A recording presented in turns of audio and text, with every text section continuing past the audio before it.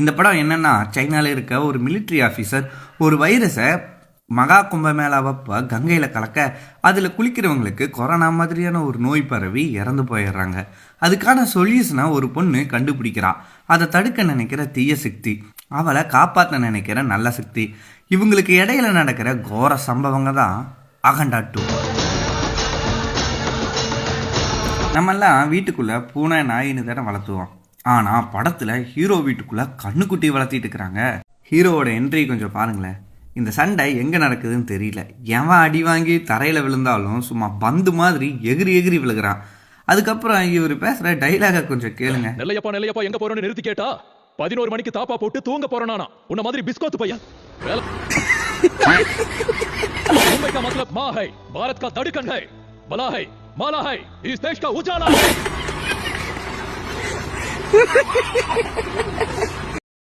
Nice girl. அப்புறம் ஒரு முக்கியமான விஷயம் என்னன்னா, இந்த படத்தில் வர ஒரு சீன் கூட நம்புற மாதிரி இருக்காது.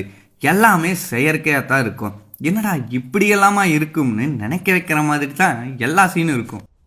ஆரம்பத்தில் நானும் தான் நம்பினாதான் சோறு போடுன்னு தாத்தா சொன்னாரு. அதுலேருந்து நம்பிட்டேன்.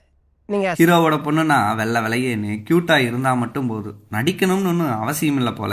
அப்புறம் முன்னோர்கள் ஒன்றும் முட்டாள் இல்லை அப்படிங்கிற அந்த விஷயத்தையும் கையில் எடுத்திருக்காங்க. நல்ல கனி நடக்கட்டும். ராமாயணத்துல இருந்துதான் சார் விஸ்வாமித்ரர் தன்னோட யாக பாதுகாப்புக்காக ராம லட்சுமணனுக்கு சொல்லிக் கொடுத்த பலம் வலிமை இந்த வழிமுறை தான் என்னோட இந்த ப்ராஜெக்ட்டுக்கு இன்ஸ்பிரேஷன். அந்த நல்ல கனி நடக்கட்டும். இந்த படத்தில் வர மாதிரியான பிஎம்ஐ எங்கேயுமே பார்க்க முடியாது. நாட்டில் என்ன நடந்தாலுமே ஒரு ரூமுக்குள்ளே இருந்து நடக்கிறது எல்லாத்தையும் டிவியில் தான் பார்த்துட்ருப்பாரு. அப்புறம் இவர் சிவனோட அருள் பெற்ற ஒருத்தராமா. ஓ, அந்தளவுக்கு அவர் அப்படி என்ன பண்ணாருன்னு கேட்குறீங்களா? மாடுகளுக்கு புல்லு போடுவார், அணுவான் மாதிரியான கடவுளை பற்றின போதனைகளை மக்களுக்கு சொல்லுவார். இதனால தான் இவருக்கு சிவனோட அருள் கிடச்சிருக்கு. கும்பமேளால அந்த வைரஸ் தாக்கி நிறைய பேர் அட்மிட் ஆகிருப்பாங்க. அந்த டைமில் டாக்டர்ஸ் அவ்வளோ பேர் இருந்துமே ஒரு எம்பியை பார்த்துட்டு காப்பாத்துங்கன்னு எல்லாருமே சொல்கிறானுங்க. டீ யாரா நீங்கள்லாம்?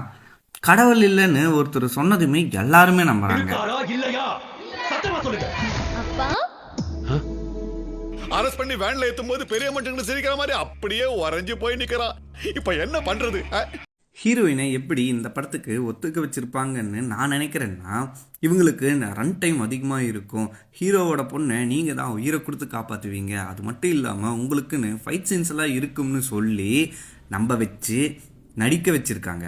ஆனால் உண்மையிலேயே அவங்க என்ன பண்ணாங்கன்னா, ஒரு ஐட்டம் சாங்குக்கு டான்ஸ் ஆடுறாங்க, கிளுகிழுப்பான ட்ரெஸ்ஸில் இருக்காங்க, உயிரை விட்டுறாங்க, அவ்வளவுதான் பண்ணுறாங்க இந்த படம்.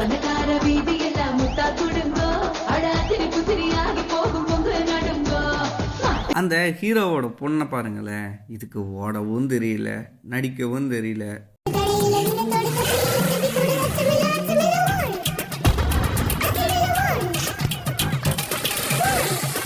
லடாக் லேப் சீனு எப்படி இருக்குன்னா, ஃப்ரெண்ட்ஸ் எல்லாம் நம்மெல்லாம் ஒன்று சேர்ந்து ஒரு படம் எடுக்கலாம்னு முடிவு பண்ணி நடிக்க தெரியாதவன் நடித்து படம் எடுக்க தெரியாதவன் எடுத்தா எப்படி இருக்குமோ அப்படித்தான் இருக்குது இதெல்லாம். ஒரு மோசமான ஃபைட் சீனு. ஏண்டா எல்லாருமே கன்று வச்சுருக்கீங்க, ஏண்டா சுட மாட்டேங்கிறீங்க? எல்லாருமே ஓடி போய் அடி வாங்குறானுங்க. ரொம்பவுமே மோசமான ஃபைட் இது. ஒரு திடீர் வில்லனை காட்டுறாங்க, அவரும் கொடூரமாக இருக்கிறாரு. யாரா அந்த கொடூரமான வில்லன்னு பார்த்தா, அட நம்ம ஆதி.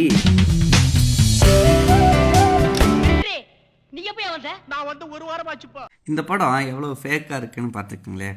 ஒரு பூஜை பண்ணுறாங்க, ஓகே, பசங்களை கூப்பிட்டு வந்து அவங்கள கொல்ல ட்ரை பண்ணுறாங்க, அதுவும் ஓகே. எதுக்குடா அவங்களோட அம்மா அப்பாவையெல்லாம் கூட்டிகிட்டு வந்துக்கிறீங்க?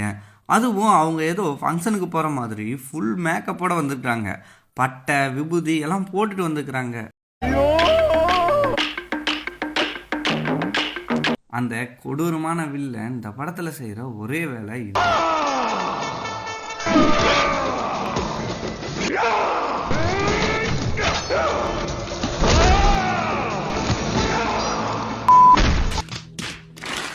கடவுள் மேல நமக்கு இருக்கிற ஒரு சில கேள்விகளுக்கு பதில் சொல்றாங்க, கேட்டுக்கங்க. உனக்கு ஒரு நண்பர் இருக்கான், அவன் உனக்கு ஃபோன் பண்ணா நீ ஃபோனை எடுக்கல.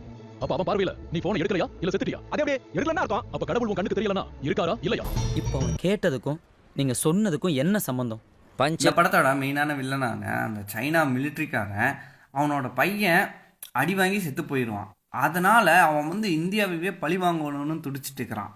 அதுவும் யாருக்கிட்ட உதவிக்கு போகிறான்னா அவன் ஒருத்தன். அவன் எப்படின்னா அவனும் நம்ம பிஎம் மாதிரியே தான், ரூமுக்குள்ளேயே தான் இருப்பான். என்னென்ன நடக்குதுன்னு சொல்லிட்டு எல்லாத்தையும் பார்த்துக்கிட்டே இருப்பான். அவ்வளவுதான் அவன் பண்ணுற வேலை. இந்த 2 பேரும் தான் வில்லனுங்க. இவனுங்களோட அடியாள்களும் ஒன்றுக்காகாதவனுங்க. எப்படின்னா கையில் துப்பாக்கி வச்சுருப்பானுங்க, ஆனாலும் சுடவே மாட்டானுங்க. வில்லனுக்கு பக்கத்தாடி போய் அடி வாங்குறானுங்க. இதுக்கு முன்னாடி இன்டர்வல் ஃபைட்டில் கூட அவனை ஏதோ அடிதடிக்காரனுங்க அப்படி போய் முட்டாள்தனமாக அடி வாங்குறாங்கன்னு வச்சுக்கலாம். ஆனால் நீங்கள் மிலிட்ரிக்காரனுக்கு தான்டா, அப்படியும் ஏன்டா சுட மாட்டேங்கிறீங்க? ஐயோ மாலா, எரிச்ச தாங்க முடியலடி, பேன 12ஆம் நம்பர்ல வை.